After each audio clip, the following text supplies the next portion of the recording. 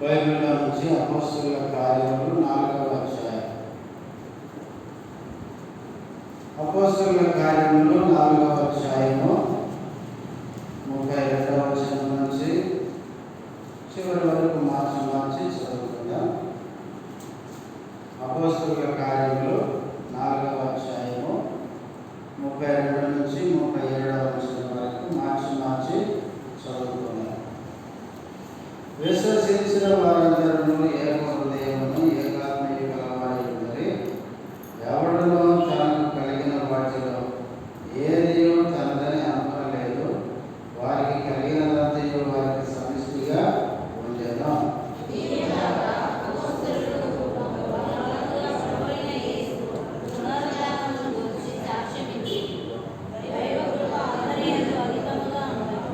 భూములైనను ఇళ్ళైనను కలిగిన వారందరూ వాటిని అమ్మిన వాటి ధర తెచ్చి అపోస్తలుల పాదముల యొద్ద పెట్టుచు వచ్చిరి.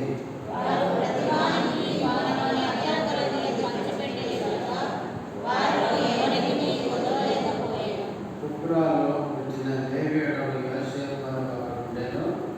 ఇతనికి అపోస్తలులు హెచ్చరిక పుత్రుడు అని అర్థమిచ్చు బర్నబా అని పేరు పెట్టి ఉండేది.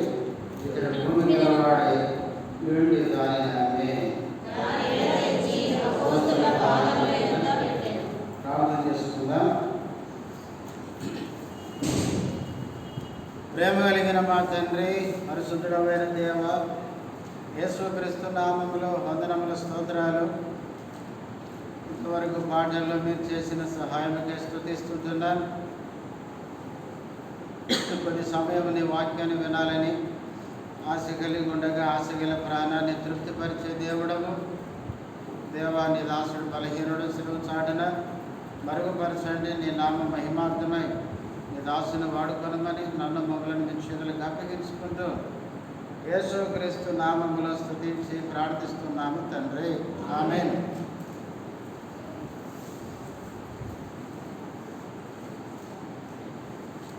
మనము అపోస్తలుల కార్యములు ధ్యానిస్తున్నాం. ఇప్పుడు మనం 4వ అధ్యాయం చివరికి వచ్చాం. మనం క్లుప్తంగా కొన్ని నిమిషాలు మాత్రమే దేవుని వాక్యాన్ని జ్ఞాపకం చేసుకుందాం. ఎందుకంటే మనకు మధ్యలో పని ఉంది. అయిపోయిన వెంటనే ఇప్పుడు పని చేయాలి. అందరూ రేపు వేసిన వాళ్ళకి మనం ఇసుక ఇంటికి అందియాలి. కాబట్టి మనం కొన్ని నిమిషాలు మాత్రమే త్వరగా ముగించుకుందాం. ఖచ్చితంగా 8 గంటల కంటే నాకు వాచ్ కనపడతలేదు. ఈ లైట్ ఎప్పటికీ అసలు టైం తెలుస్తలేదు. సరే, ఏది ఏమైనా 8 గంటలకు ఖచ్చితంగా నాకు సిగ్నల్ ఇవ్వండి, ముగించేస్తాను.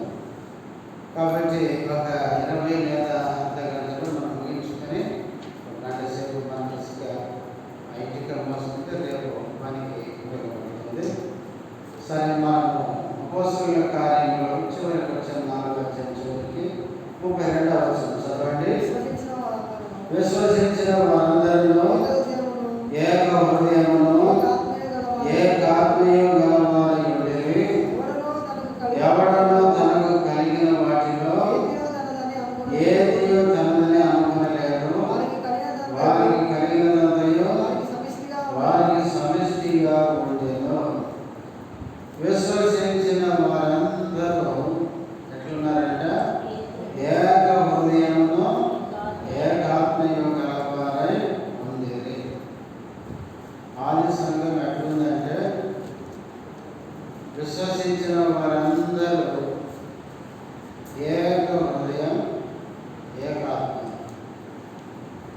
ఆది సంఘంలో ఎటువంటి విభేదాలు లేవు. వారందరూ ఏకంగా ఉన్నారు. మనం 1వ అధ్యాయంలో చూస్తాం. చూడండి, 1వ అధ్యాయం 14వ వచనం. వీరితో కూడా కొందరు స్త్రీలను యేసు తల్లి అయిన మరియను ఆయన సహోదరులను ఏక మనసుతో ప్రార్థన చేయించుండేది. తర్వాత 2వ అధ్యాయం అపోస్తలుల కార్యములు 2వ అధ్యాయం 46వ వచనం.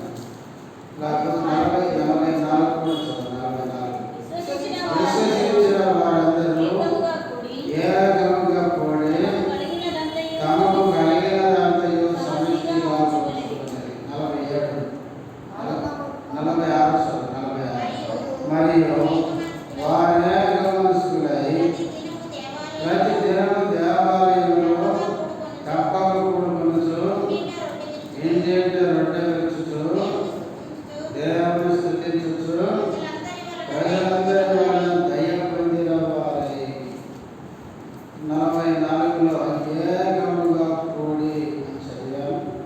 46లో వారు ఏక మనస్కులై. ఆది సంఘంలో ఏముందంటే ఏకత్వం ఉంది. 4వ అధ్యాయం 24వ వచనం. వారు విని ఏక మనసుతో దేవునికి బిగ్గరగా మొరపెట్టిరి. ఆది సంఘము ప్రార్థించిన కూడుకున్న వాళ్ళు ఏకాత్మ ఏక మనసు ఐక్యత కలిగి ఉన్నారు. ఆది సంఘం ఒకటిగా ఉంది. వారి హృదయము మనసు వాళ్ళు ఒకటిగానే ఏకత్వం కలిగి ఉన్నారు. ఆది సంఘంలో ఎటువంటి విభేదాలు లేవు. అలాగే క్రీస్తు నమ్మిన మన మధ్య కూడా ఐక్యత చాలా ప్రాముఖ్యం. యేసు ప్రభు యొక్క ఉద్దేశం కూడా అదే. సంఘం ఎట్లా ఉండాలి? ఐక్యంగా ఉండాలి. యేసు ప్రభు చివరికి చేసిన ప్రార్థనలో కూడా ఈ మాట ప్రార్థన చేశారు. చూడండి, యోహాను సువార్త 17వ అధ్యాయం. యోహాను సువార్త 17వ అధ్యాయం 21-22 వచనం. నమ్మనట్లు తండ్రి నా యందు నీవును నీ యందు నేనును ఉన్నలాగున వారును మన యందు ఏకమై ఉండవలెనని వారి కొరకు మాత్రము నేను ప్రార్థించడం లేదు.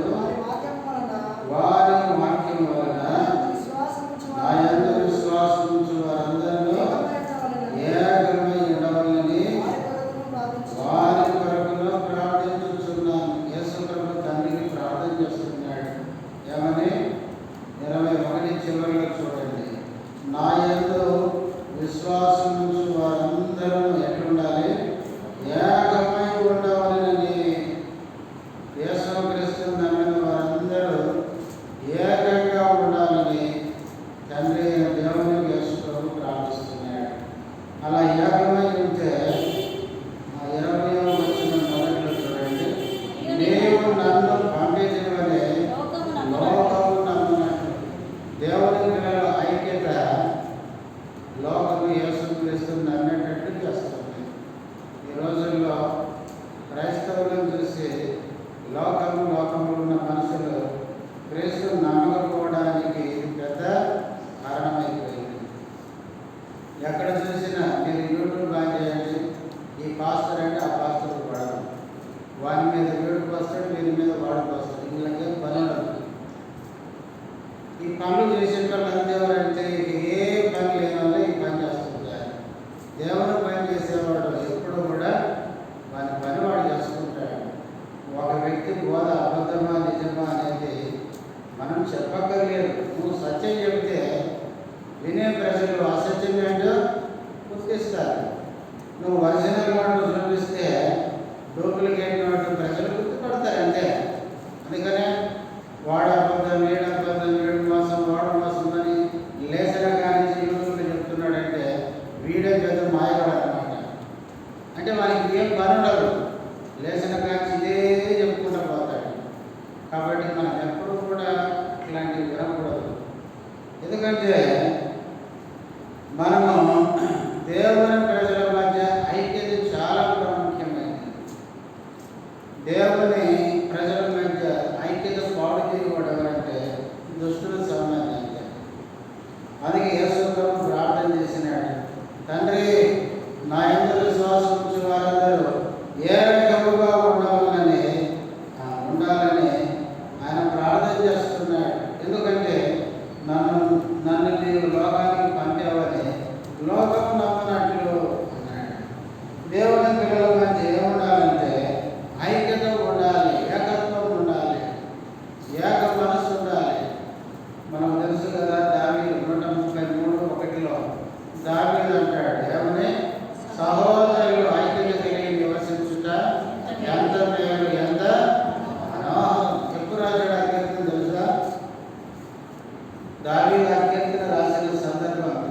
బైబిల్ పండితులు ఏం చెప్తారంటే ఇశ్రాయేలు ప్రజలకు మొదటి రాజు ఎవరు? సౌలు. సౌలు చనిపోయిన తర్వాత రాజు ఎవరు కావాలా? దావీదు కావాలి. అయ్యుండా? ఎవరైనా ఉన్నారు? సౌలు చనిపోయిన తర్వాత రాజ్యం విడిపోయింది. చూడండి, సమూయేలు 2వ గ్రంథం. సమూయేలు 2వ గ్రంథం 2వ అధ్యాయం మొదటి నుంచి చదవండి. ఇది జరిగిన తర్వాత యోధా పట్టణంలోనికి నేను పోదునని విచారణ చేయగా పోవలసినని యెహోవా అతనికి సెలవిచ్చెను. నేను పోవలసిన స్థలమేదని దావీదు మనవి చేయగా హెబ్రోనుకు పొమ్మని సెలవిచ్చెను. కాబట్టి దావీదు ఇక్కడ ప్రార్థన చేశాడు, హెబ్రోనుకు పొమ్మన్నాడు. దావీదు అట్లాగే పోయినాడు. పోయిన తర్వాత చూడండి, ఇప్పుడు 3వ వచనం చదవండి. మరియు దావీదు తన యొద్ద ఉన్న వారందరినీ వారి వారి ఇంటి వారిని తోడుకొని వచ్చెను. వీరు హెబ్రోను గ్రామములలో కాపురం ఉండేది. 4వ వచనం. అంతటా యూదా వారు అక్కడికి వచ్చి యూదా వారి మీద రాజుగా దావీదునకు పట్టాభిషేకము. దావీదు ఇప్పుడు ఎంతమంది మీద రాజయ్యాడు? ఒక గోత్రం మీదనే రాజయ్యాడు. ఇశ్రాయేలు ప్రజలు ఎన్ని గోత్రాలు? 12 గోత్రాలు. మిగతా 11 గోత్రాలకి సౌలు కుమారుడు రాజయ్యాడు. కింద చదవండి, 8వ వచనం నుంచి. నేరు కుమారుడైన అబ్నేరు ఆమె సౌలు యొక్క సైన్యాధిపతి సౌలు కుమారుడు ఇష్బోషెతును మహానయమును తొడుగుని పోయి గిలాదు వారి మీదను అషేరీయుల మీదను ఇశ్రాయేలు మీదను ఎఫ్రాయిమీయుల మీదను బెన్యామీనీయుల మీదను ఇశ్రాయేలు వారి మీదను రాజుగా అతనికి పట్టాభిషేకము చేశాడు. ఇప్పుడు ఇశ్రాయేలు ప్రజల్లో ఎంతమంది రాజులు వచ్చారు? 2 రాజులు వచ్చారు. ఒకడేమో దావీదు, యోధా వారికి రాజు అయ్యాడు. రెండవ వాడు ఎవరు? ఇష్బోషెతు, సౌలు కుమారుడు. దేవుడు కోరుకున్న రాజ్యము దావీదు. ఇప్పుడు దేవుడు కోరుకోకుండా మనుషులు సొంత ఉద్దేశంగా నిర్ణయించిన రాజు ఇష్బోషెతు. ఎంతకాలం రాజయ్యాడంటే కింద చదవండి, అదే వచ్చింది. సౌలు కుమారుడు ఇష్బోషెతు 40 ఏళ్ళు వాడై ఏలనారంభించి 2 సంవత్సరములు పరిపాలించును. అయితే యోధా వారు దావీదు పక్షమున ఉండేది. ఇష్బోషెతు 11 గోత్రాల మీద 2 సంవత్సరాలు పాలించాడు. అంటే ఇప్పుడు ఇశ్రాయేలు ప్రజలే ఎన్ని గుంపులైనా చెప్పండి? 2 గుంపులు అయిపోయినారు. 2 రాజులు వచ్చేసినారు. ఒక రాజ్యం దావీదు, రెండవ రాజు ఇష్బోషెతు. దేవుడు ఎన్నుకున్న కోరుకున్న రాజు దావీదు, కానీ మనుషుల స్వార్థం కోసం ఎన్నుకున్న రాజు ఇష్బోషెతు. ఇప్పుడు చూసేదానికి జనం ఏమనుకుంటారు చెప్పండి? మంది ఎక్కడ ఎక్కువ మంది ఉంటే వాళ్ళే నిజం అనుకుంటారు కదా. వాస్తవంగా ఒక గోత్రానికి రాజైన దావీదే నిజమైన దేవుని ఏర్పాటులో ఉన్న రాజు. మొత్తానికి సమయంలో 2వ గ్రంథం మనం చదువుతున్నప్పుడు 3వ అధ్యాయానికి వచ్చేసరికి ఎవరు తెచ్చిపోతారు? అబ్నేరు తెచ్చిపోతాడు. అబ్నేరు అంటే ఎవరు? సైన్యాధిపతి. సౌలు సైన్యాధిపతి. ఇప్పుడు ఈ అబ్నేరు ఏం చేశాడు? ఇష్బోషెతుని ఎంకరేజ్ చేసి రాజు తెచ్చినాడు. 3వ అధ్యాయానికి వచ్చేసరికి యోవాబు ఏం చేశాడు? అబ్నేరుని చంపేసినాడు. 4వ అధ్యాయానికి వచ్చేసరికి ఇష్బోషెతు కూడా తెచ్చుకున్నాడు. చచ్చిపోయినాడు కాదు, చంపబడ్డాడు. అందుకే గుర్తుపెట్టుకోండి, దేవుని చిత్తానికి వ్యతిరేకంగా దేవుని ఉద్దేశాన్ని ధిక్కరించి వెళ్ళే ప్రతి వారు కాలము తీరి చనిపోవడం కాదు, మధ్యలో చంపబడ్డారు బైబిల్లో. ఇది మనకు ఒక పాఠం కావాలి. అందుకే 3వ అధ్యాయంలో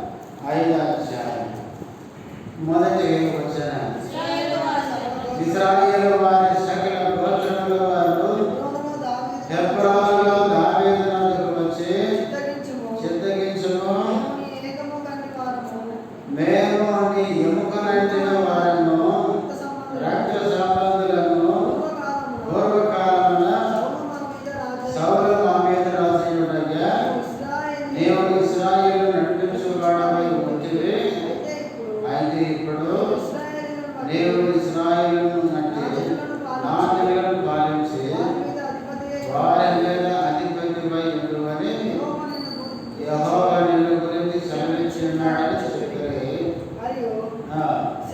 ఇశ్రాయేలు వారి పెద్దలందరూ హెబ్రోనులో రాజుల దగ్గర రాజైన దావీదు హెబ్రోనులో యెహోవా సన్నిధిని వారిని నిబంధన చేసిన కనుక ఇశ్రాయేలు వారి మీద రాజులకై వారు దావీదునకు పట్టాభిషేకము చేశారు. ఎప్పుడైతే అబ్నేరు ఇష్బోషెతు చచ్చారో అప్పుడు ఇశ్రాయేలు ప్రజలందరూ అడుగుచ్చారు, దావీదు దగ్గరకు వచ్చారు. రెండు గుంపులు కాకుండా ఇప్పుడు ఎన్ని గుంపులైనా ఒక్క గుంపు అయింది. అందుకే అబ్నేరు ఇష్బోషెతులు చావాలి రోజులు. ఇట్లాంటి పనికిరాని వాళ్ళు చస్తేనే సంఘాలు ఏమొస్తాయి చెప్పండి, ఐక్యత వస్తుంది. ఈ అబ్నేరు లాంటి బుద్ధి, ఇష్బోషెతు లాంటి చెడు బుద్ధులు కలిగిన వాళ్ళు ఎప్పుడైతే దేవుని ప్రజల మధ్య ఉంటారో అంతకాలం దేవుని ప్రజల మధ్య ఏం రాదు, ఐక్యత రాదు. ఎందుకంటే వీళ్ళు ఐక్యతను పాడు చేసే చెడు బుద్ధి కలిగిన వాళ్ళు. 3వ అధ్యాయం 4వ అధ్యాయం వీళ్ళిద్దరు చచ్చిన తర్వాత అప్పుడు చూడండి 5వ అధ్యాయం 4వ వచనంలో ఇశ్రాయేలు వారి సకల గోత్రముల వారు హెబ్రోనులో దావీదు వద్దకు వచ్చి, ఇప్పుడు 3వ అధ్యాయం చివరికి వచ్చేసరికి ఏం చేశారు, ఇశ్రాయేలు వారి మీద రాజులకి వారు దావీదునకు పట్టాభిషేకము చేశారు. ఇప్పుడు ఇద్దరు రాజులలో ఒక రాజు వచ్చిన తర్వాత ప్రజలందరూ దావీదు దగ్గరికి వచ్చి 12 గోత్రాల వాళ్ళు దావీదును రాజుకి ఏం చేశారు, పట్టాభిషేకం చేసుకున్నారు. ఎప్పుడైతే ఒక గోత్రము 11 గోత్రాలు 2 కలిసిపోయినాయో అప్పుడే 133వ కీర్తన దావీదు రచించాడు. అప్పుడు దావీదు 2 గుంపులుగా ఉన్న దేవుని ప్రజలు ఎప్పుడైతే దావీదు కిందకి వచ్చి ఒకటయ్యారో అప్పుడు దావీదు 133వ కీర్తనలో ఏమన్నాడంటే, సహోదరులు ఐక్యత కలిగి నివసించుట ఎంత మేలు ఎంత మనోహరం అని సంతోషంగా ఆ పాట పాడాడు. ప్రియులారా, దేవుని ప్రజల మధ్య ఐక్యత అనేది మనకు మేలు. అక్కడ 133వ కీర్తనలో అంటాడు, ఎక్కడ ఐక్యత ఉంటుందో అక్కడ జీవం ఉంటుందంట. జీవం ఎక్కడ ఉంటుందో ఏముంటుంది చెప్పండి, జీవం ఉన్న చోట అభివృద్ధి ఉంటుంది. ఒక చెట్టు ఆ జీవం ఉందనుకోండి, రోజు రోజుకి ఏమైంది అది పెరుగుతుంది. ఎక్కడైతే ఐక్యత ఉంటుందో అక్కడ జీవం ఉంటుంది, ఎక్కడైతే జీవం ఉంటుందో అక్కడేముంటుంది, అభివృద్ధి ఉంటుంది. ఐక్యత ఎక్కడ ఉండదో అక్కడ జీవం ఉండిపోతుంది. జీవం ఎక్కడ ఉండదో అక్కడ అభివృద్ధి అనేది జరగదు. అంతేకాదు ఐక్యత ఎక్కడ ఉంటుందో అక్కడ ఆశీర్వాదం ఉంటుంది.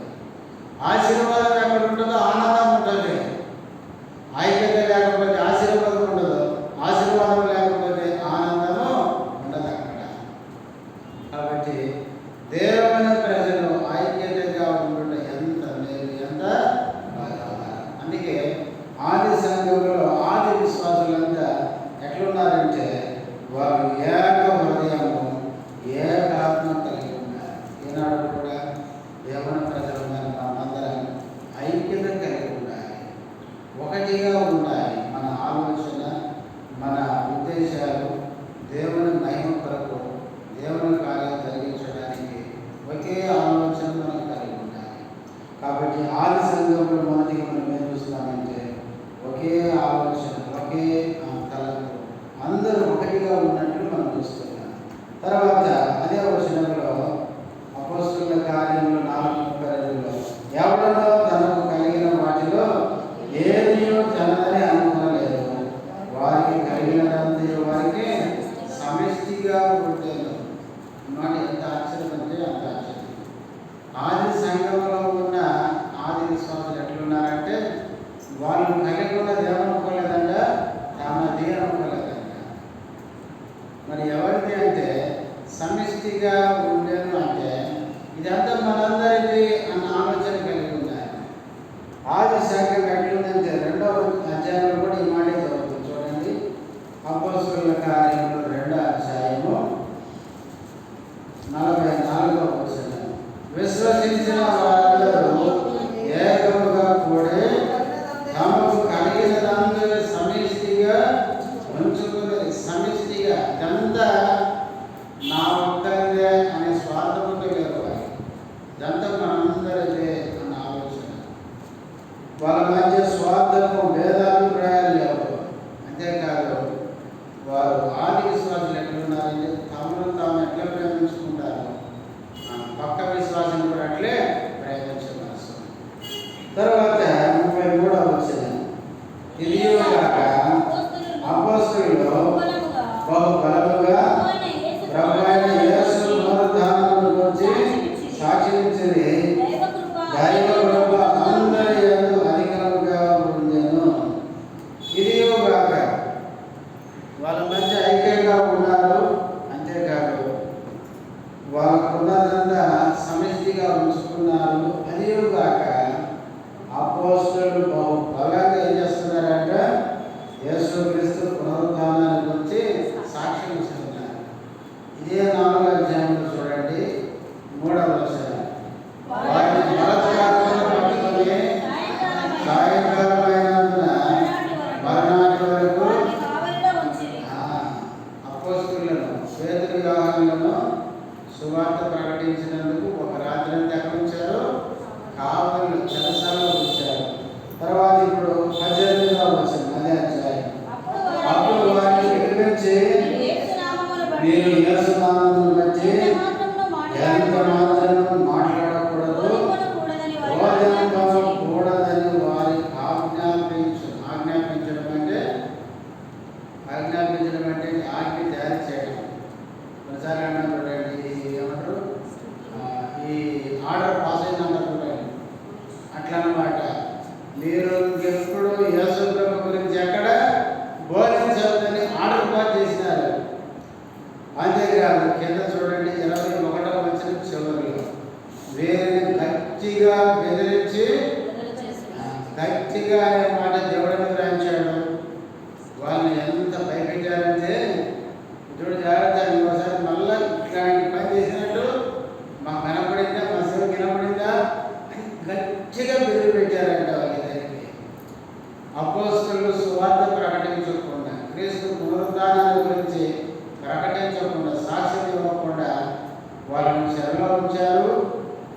వారిని చెప్పొద్దని ఆజ్ఞాపించారు. చెప్పకుండా ఉండడానికి వాళ్ళకి గట్టిగా వారిని కూడా ఇచ్చినారు, బెదిరించినారు. కానీ మనం కిందికి వచ్చేసరికి 33లో అపోస్తలులు బహు బలముగా ప్రభువైన యేసు పునరుద్ధానాన్ని గురించి ఏం చేస్తున్నారు? సాక్ష్యం ఇస్తున్నారు. ఈ ధైర్యం, ఈ బలం ఎక్కడి నుంచి వచ్చింది? మనం పోయిన వారం చెప్పుకున్నాం. 23వ వచనం నుంచి 31వ వచనం వరకు సంఘం గల కోసం ఏం చేస్తుంది? ప్రార్థన చేస్తుంది.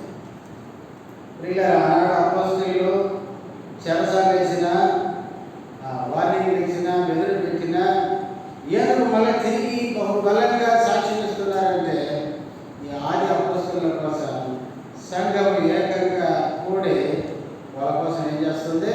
ఆరుగా ప్రార్థన చేస్తుంది. ఈరోజు సంఘాలు ఏం తక్కువైపోయింది చెప్పండి? ప్రార్థన తక్కువైపోయింది, సమస్యలు ఎక్కువైపోయాయి. ప్రార్థన అనేది చాలా ప్రాముఖ్యమైనది. ఆనాడు అపోస్తలులను పరిశుద్ధాత్మ దేవుడు బహు బలంగా వాడుకున్నాడంటే సంఘం ఏం చేస్తూ వచ్చింది? వాళ్ళ కోసం ప్రార్థన చేస్తూ వచ్చింది. మీరు అపోస్తలుల కార్యంలో చూస్తే అపోస్తలుల్ని దేవుడు ఎంత అద్భుతంగా వాడుకున్నాడంటే వాళ్ళను ఆపడానికి చెరసాలు కూడా ఆపలేకపోయినాయి. ఎందుకు అంటే వాళ్ళ వెనకేముంది? సంఘం యొక్క ప్రార్థన ఉంది. కానీ ఈ దినాల్లో సంఘంలో ఏం లేదు, ప్రార్థన తక్కువైపోయింది. కాబట్టి ఈనాడు కూడా దేవుడు దైవజనులను బహు బలంగా వాడుకోవాలంటే దేవుని ప్రజలు ఏం చేయాలి? బలంగా ప్రార్థన చేయాలి. తర్వాత 34వ వచనం. భూమిలోనూ ఇళ్ళైన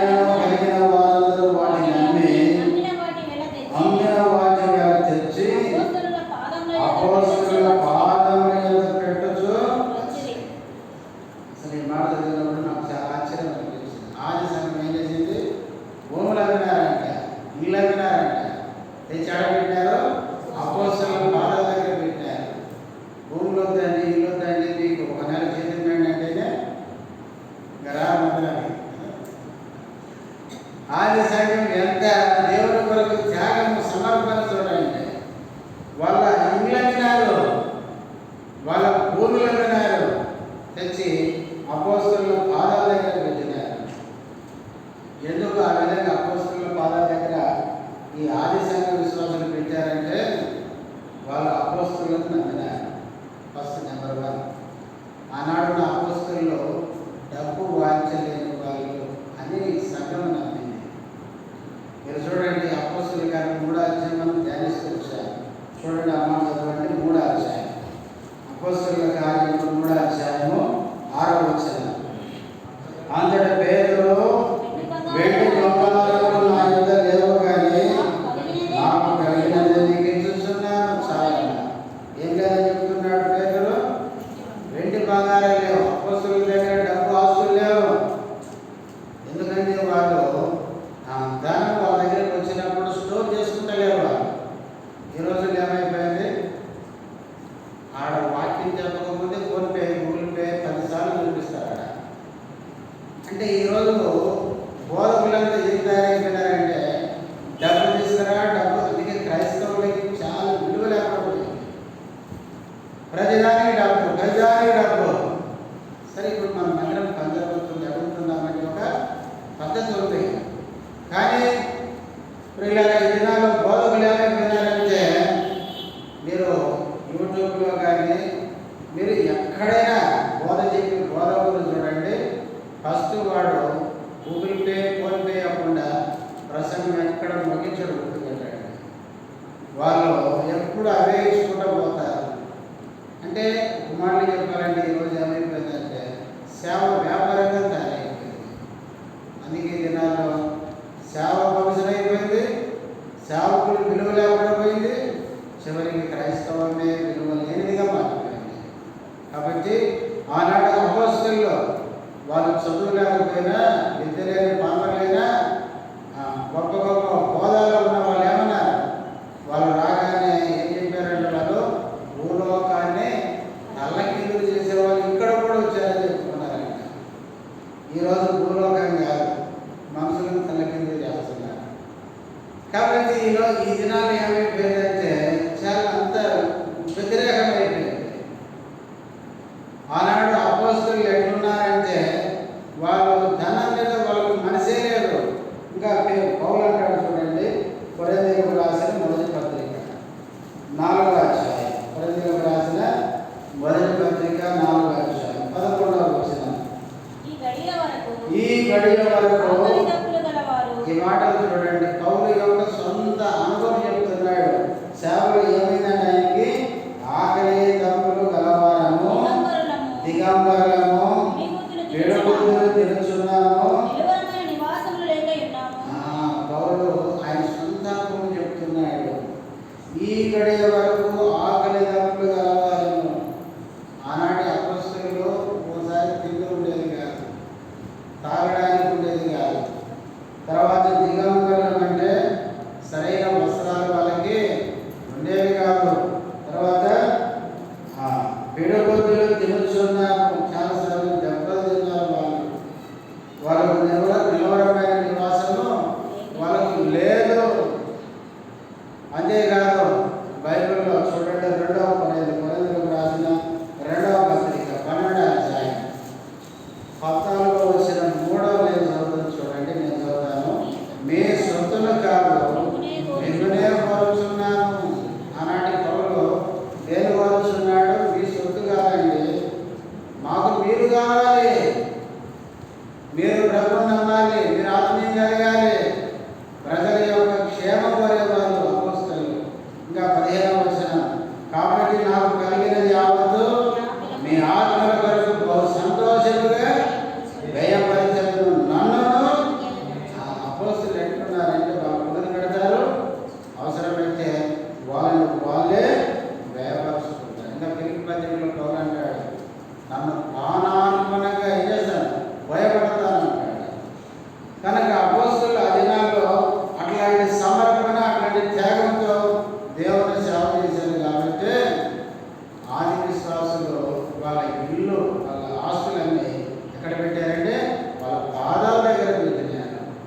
వీళ్ళు నిజమైన దైవజనులు అంటే వీళ్ళ దగ్గర మేము డబ్బు పెడితే ఇది వ్యర్థం కాకుండా దేవుని కొరకు ఉపయోగిస్తారని వాళ్ళు నమ్మారు. లేకపోతే ఎందుకు పెడతారు చెప్పండి?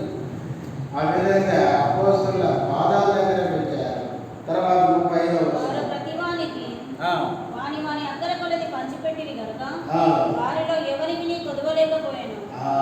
చూడండి 35వ వచనంలో అపోస్తలుల పాదాల దగ్గర డబ్బులు తెచ్చి పెడితే వచ్చింది కట్ట వెనకేసుకుందాం అనుకోలేదు. 35వ వచనంలో ఏముంది? వారు ప్రతి వారికి వారి అక్కరకూడదు అనే మాట గుర్తుపెట్టుకోండి.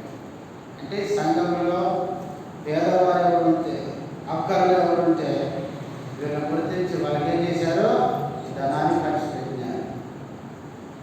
అట్లయితే ఇప్పుడు ఉన్న వాళ్ళకి మంచిది అది అక్కరని అనేది గుర్తు చేశారు అన్నమాట. ఆది సంఘంలో ఎవరైతే అక్కర్లో ఉన్నారో, ఎవరైతే పేదవారిగా ఉన్నారో వాళ్ళకి ఈ సొమ్మును పంచి పెట్టారు వాళ్ళు. ఎందుకంటే బైబిల్లో ఉంది దేవుడు మనకు ధనమిచ్చేది ఎందుకు తెలుసా? ఎందుకు చూడండి, తిమోతికి రాస్తాడు పౌలు. తిమోతికి రాసిన మొదటి పత్రిక 6వ అధ్యాయం 17వ వచనం, యెహోవానందు ధనవంతులైన వారు గర్విష్ఠులు కాక అస్థిరమైన ధనమునందు నమ్మిక సుఖముగా అనుభవించుటకు సమస్తములతోని దారాలలో దయచేయు దేవుని యందు నమ్మకం చూడండి ఆజ్ఞాపించు. యెహోవానందు ధనవంతులైన వారు అని ధనవంతుల గురించి మాట్లాడుతూ పౌలు 19వ వచనం చివరి నేను చదువుతాను చూడండి, చివరి 3 లైన్లు, తమ ధనములో ఇతరులకు వారమై ఉండవాలని వారికి ఆజ్ఞాపించును. ఎందుకు దేవుడు మనకు ధనం ఇచ్చాడంటే మన ధనములు ఇతరులకు ఏం చేయాలి? పాలించే వారం ఉండాలి. దేవుడు మనల్ని నమ్మి ధనం ఇచ్చాడు అనుకో, ఎందుకు ఇచ్చాడంటే అది మన కోసమే కాదు. మన దగ్గర ఉన్న ధనం మన చుట్టూ ఉండే పేద ప్రజలు ఉంటారు, దేవుని ప్రజలు ఉంటారు, కొంతమంది చిన్నానికి ఉంటుంది, కొన్నిసార్లు రోగం వచ్చి హాస్పిటల్కి వెళ్ళి క్షీణించుకునే ఇబ్బందుల్లో ఉంటారు. అట్లాంటి వారికి మనము పాలు వాళ్ళకి ఇవ్వడానికి, దేవుని పిల్లలకి మనం సహాయపడడానికి, అందుకనే యేసు ప్రభువే చెప్పిన లూకాసు వార్త 12వ అధ్యాయం, లూకాసు వార్త 12వ అధ్యాయము 33వ వచనం, మీకు కలిగిన వాటిని అమ్మి ధర్మం చేయుడి, పాదగిలని సంచులను పరలోకమందు అక్షయమైన ధనమును సంపాదించుకునుడి, అక్కడికి దొంగరాడు చిమ్మెట కొట్టదు. చాలు, మీకు కలిగిన వాటిని అమ్మి ఏం చేయమన్నాడు? ధర్మం చేయమన్నాడు. నీ దగ్గర ఎక్కువ ఉందనుకో దాన్ని ఏం చేయాలి? ఇతరులకి, పేదవాళ్ళకి అది ఇవ్వాలి. అట్లా ఇస్తే పరలోకమందు అక్షయమైన ధనమును సంపాదించుకోండి. పరలోకంలో మనకు డబ్బు ఎక్కడి నుంచి వస్తుంది తెలుసా? పక్షిగా పుస్తకంలో ఎంత క్లియర్గా రాశాడంటే, ఈ లోకంలో మనం ఉండగానే పరలోకంలో మనం డబ్బు సమకూర్చుకోవాలండి. ఎట్లా సమకూర్చుకుంటామంటే, ఈ లోకంలో యేసు పేరట మనం ఏదైతే ఖర్చు పెడతామో అది పరలోకంలో అది దేవుడు ధనముగా మనకి ఇస్తాడంట. అందుకనే ఈ భూమి మీద ప్రభు పేరట అది సేవలో కానీ లేక దేవుని పిల్లలకు కానీ మనం ఖర్చు పెట్టేటివి పరలోక ధనంగా అక్కడ మార్చబడుతుంది. అందుకే పరలోకంలో మీరు ధనాన్ని కూర్చుకోండి అన్నది. పరలోకంలో కూడా ధనం ఉంది మనకు. కొంతమంది ప్రభుత్వం రక్షించబడి ఇక్కడ ప్రభు కోసం ఏం చేయకుండా పరలోకం అయిన తర్వాత అక్కడ శాశ్వతంగా పేదలు ఉండిపోతారు. చూడండి, భూమి మీద ఉండే ఈ ధనం ఏంటంటే ఇది అశాశ్వతమైనది. ఈ ధనాన్ని కనుక మనం భూమి మీద దేవుని ఉపయోగించలేదు అనుకోండి, చచ్చిపోయిన తర్వాత అక్కడ భూమి మీద ధనవంతులు ఉంటాం, కానీ పరలోకంలో శాశ్వతంగా పేదలుగా ఉంటాం. ఆలోచించండి. అందుకే మనము పరలోకంలో కూడా కొంత ధనాన్ని కూర్చుకోవాలి. పరలోకంలో ధనాన్ని కూర్చుకోవాలండి ప్రభు కోసం.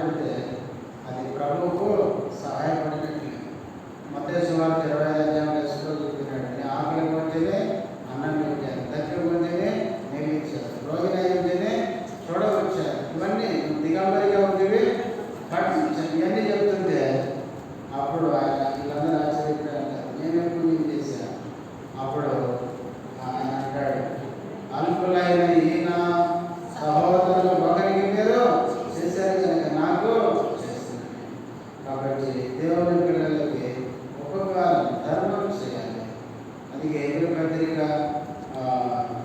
6:10 అక్కడ ఉండదు. నేను పరిశుద్ధులకు ఉపచారం చేసి ఇంకా ఉపచారం చేయించుట చేత మీరు చేసిన ఉపకారము మనుషులకు దేవుడు అన్యాయస్తుడుగా దేవుడు తప్పకుండా సహాయం చేస్తాడు. అపోస్తలుల కార్యం 4:36 కుప్రాలలో వచ్చిన లేవీయుడు యోసేపు అని ఒకడు ఉండెను. ఇతనికి అపోస్తలులకు హెచ్చరిక పుత్రుడని అతని బర్నబా పేరు పెట్టి ఉండేది. కొద్దిగా ఈ 36 వచనంలో బర్నబా గురించి మొట్టమొదటిగా చదువుతారు. అపోస్తలులు ఈ బర్నబాకి ఏమని పేరంటే హెచ్చరిక పుత్రుడు. బర్నబా అంటే 2 అర్థాలు ఉన్నాయి. హెచ్చరిక పుత్రుడు అని ఒక అర్థం, ఒకటే కింద ఉంది ఆదరణ పుత్రుడు. ఈ బర్నబాలో 2 లక్షణాలు కనబడతాయి. ఈయన హెచ్చరిస్తాడు, ఈయన ఆదరిస్తాడు. బైబిల్లో చూడండి, ఇదే అపోస్తలుల కార్యంలో 9వ అధ్యాయానికి వెళ్ళినప్పుడు సౌలు ప్రభువును నమ్ముకొని పౌలుగా మారుతాడు. పౌలుగా మారిన తర్వాత పౌలుని ఎవరు చేర్చుకోరు. ఎందుకు? సంఘాన్ని అపరిమితంగా హింసించినందువల్ల సంఘంలో ఉన్న వాళ్ళందరూ ఏమనుకుంటారంటే వీడు మనం ఇంకా ఏదో చేయడానికి ఈ అవతారం ఇచ్చినారనుకుంటుంటారు వాళ్ళు. అందుకనే సౌలు నేను ప్రభు నన్ను దమస్కు మార్గంలో దర్శించాడు, నన్ను క్రీస్తు రక్షించాడు, నేను రక్షించబడ్డానంటే ఎవరు నమ్మడం లేదు. ఎందుకంటే అంతకుముందు సంఘాన్ని బహుగా హింసించిన వాడు. అందుకే సౌలు ఎవ్వరూ చేసుకోలేదు. అటు పక్కేమో యూదులు మా మందిరంలో చేరిపోతామని వంశంపాలను చూస్తున్నారు. వీడు సంఘమేమో అప్పుడు వీడేదో కొత్త వేషం వేసినట్టున్నారని వీడు చేసుకోవడం లేదు. అట్లాంటి పరిస్థితుల్లో బైబిల్లో తర్వాత 9వ అధ్యాయం చూస్తాం. బర్నబాని ఏం చేశాడు? సౌలును దగ్గరికి తీసి ఆదరించి సంఘంలో ఉన్న అపోస్తలులకి పెద్దలకి పరిచయం చేసినాడు. ఇతనికి దేవుడు దర్శించాడు, ఈయన రక్షించాడు, అది వాస్తవం అని చెప్పి పరిచయం చేసినాడు. కనుక బర్నబాలో ఉండే ఒక లక్షణం ఏంటంటే ఆదరించేవాడు. ఎవరు చేర్చుకోకపోతే చేర్చుకునేవాడు, ఎవరు పట్టించుకోకపోతే దగ్గర తీసి ఆదరించేవాడు. అదే టైంలో దేవుని ప్రజల్ని హెచ్చరించేవాడు. దేవుని ప్రజలు ప్రమాదంలో ఉన్నప్పుడు మీరు ఇటువంటి నష్టపోతారని హెచ్చరించేవాడు. ఈ అపోస్తలుల కార్యంలో 2 పదాలు చూస్తాం. బర్నబా ప్రజల్ని హెచ్చరించాడు, ప్రజల్ని ఆదరించాడు. దేవుని ప్రజల మీద మనకు బాధలు ఉన్నప్పుడు మనకు ఆదరణ అవసరమే, ఎప్పుడైనా నష్టపోయేటప్పుడు హెచ్చరిక కూడా మనకు అవసరమే. తర్వాత 37వ వచనం, ఇతడు భూమి గలవాడై ఉండి దాన్ని నమ్మి దాని వెల తెచ్చి అపోస్తలుల పాదముల యొద్ద పెట్టాడు. ఈయన కూడా తనకున్న భూమి అమ్మినాడు, అది తెచ్చి ఎక్కడ పెట్టాడు? అపోస్తలుల పాదముల. అంటే ఈ బర్నబా కూడా మంచి సమర్పణ త్యాగము కలిగినవాడు. కాబట్టి ప్రియులారా, మనం కూడా ఈ చివరి దినాల్లో ఆది సంఘం ఐక్యంగా ఉన్నట్లే, ఆది సంఘం అపోస్తలుల పరిచయ బలంగా చేయడానికి అపోస్తలుల కొరకు ప్రార్థించినట్లే, అట్లాగే ఆది సంఘం వాళ్ళకున్న దాన్ని అపోస్తలులకు ఇవ్వగా అపోస్తలులు పేదలకు పంచిపెట్టి వాళ్ళందరికీ పరిచయం అభివృద్ధి చేసినట్లే ఈ దినాల్లో కూడా సంఘంలో మనం ఐక్యంగా ఉండాలి.